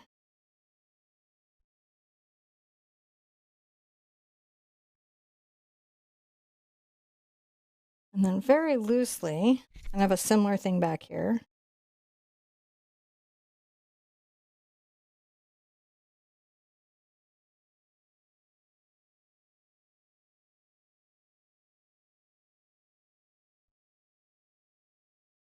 Not too much.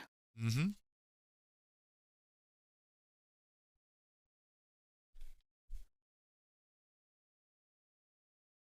Make a dark line.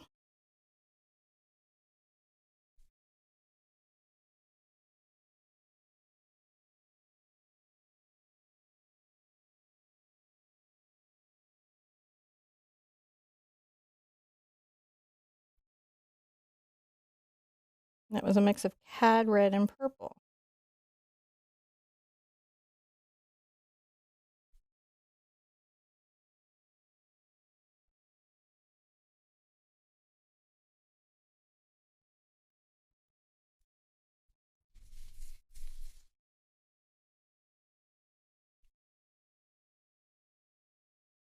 I have to get some more water on here so that the paint comes off my brush easily.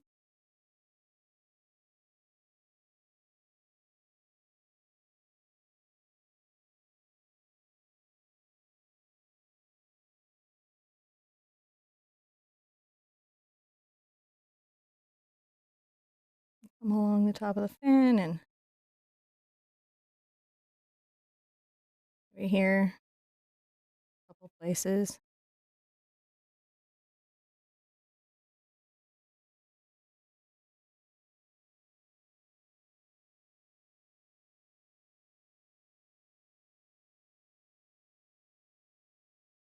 The guy that's far away gets very little detail. Mm-hmm.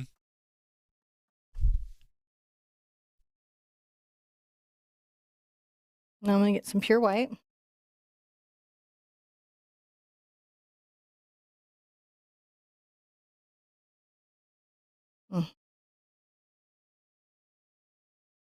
Sometimes it can be hard to get it like just on the tip of your brush. So that's what you're trying to do.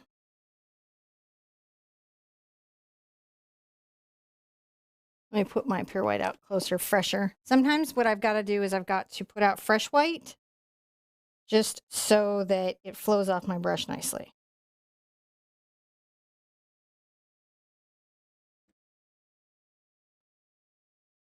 So let's try this again. Oh, there we go.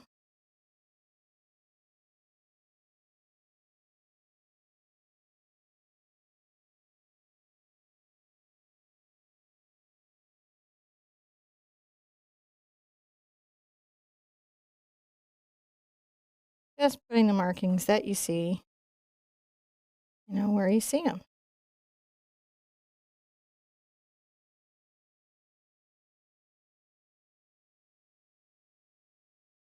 Maybe the top of him has a little bit of extra.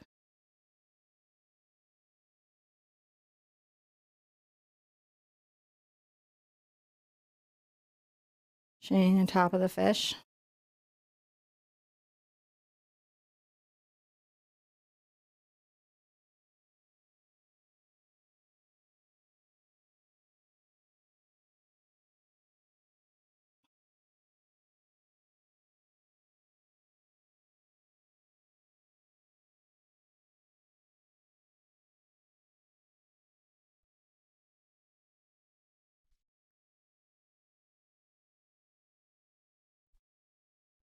What you're going for is just the space in which you're happy.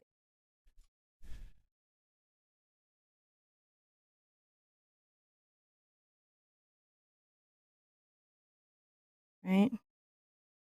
That's the point that you're looking for.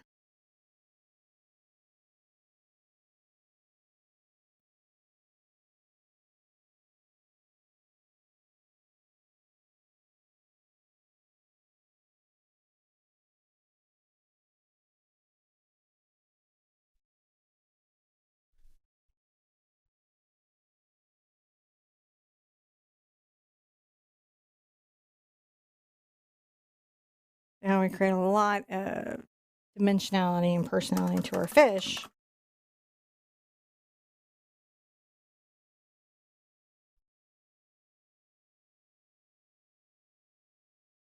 Now, Linda asks a question that I will ask rhetorically. Could you use a smaller brush for the fish? You could.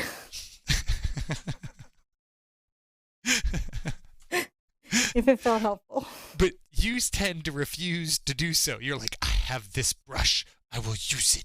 I do tend to get a little pig-headed about the brush I'm on. You're just like, the brush I have is the brush I use. It took me a long time to like realize I've got to change brushes for the show. Like I initially, now everyone's like, you use so many different brushes. Why? And I'm like, well, because like, here's why. I wasn't gonna, Mm-hmm. but I realized that otherwise I would just paint a whole piece. With one brush.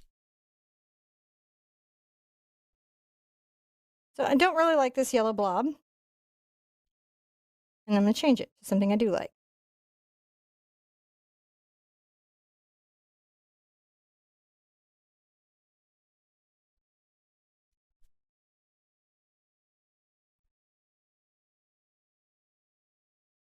Make it look more like a fan coral.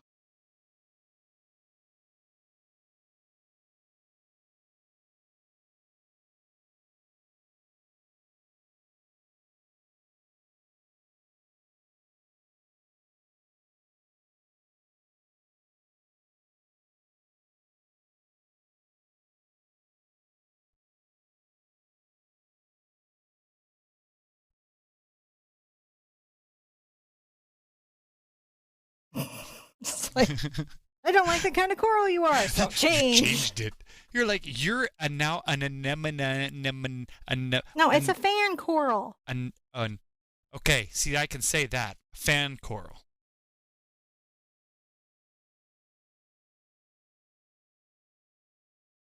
When all else goes wrong on an undersea painting, just make it a fan coral. Trust me on this. I try to say that other thing. When anything goes wrong on your undersea painting, make it a fan coral. Mm-hmm.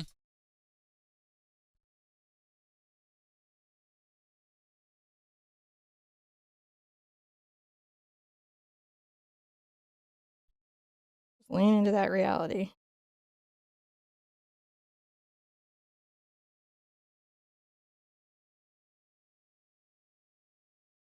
There we go. So that's a nice little counter texture. Mm-hmm. That works. All right. I feel like we visited this painting long enough. I'm going to go back and look at it. Oh, you know, this is really good. You happy with this? Mm-hmm. I don't know where my monogram liners are, so I'm going to sign with this. Not my favorite, but I'm going to.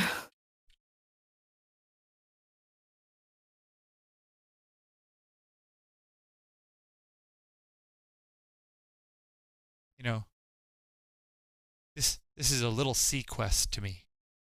Is it? Just a little bit. Well, that's Just back a when little bit. coral had color. Back when coral was colored. Back when coral had color. All right, let's take it in. Let's bring it in. Let's evaluate it on its own merits. On its own merit. I like it. I think it turned out all right. I don't know Yeah. where the Sherpa went, though. Sherpa's gone. I'm just like, sometimes I got to look at a piece and just take it in, you know? Gotta take it in. Yeah, I'm See if actually pretty it's- happy with that. I'm That goes pretty really happy. well with the sea turtle. Okay, we can go forward. We can go forward. Should we put it here? Sure. So there we go. There we go.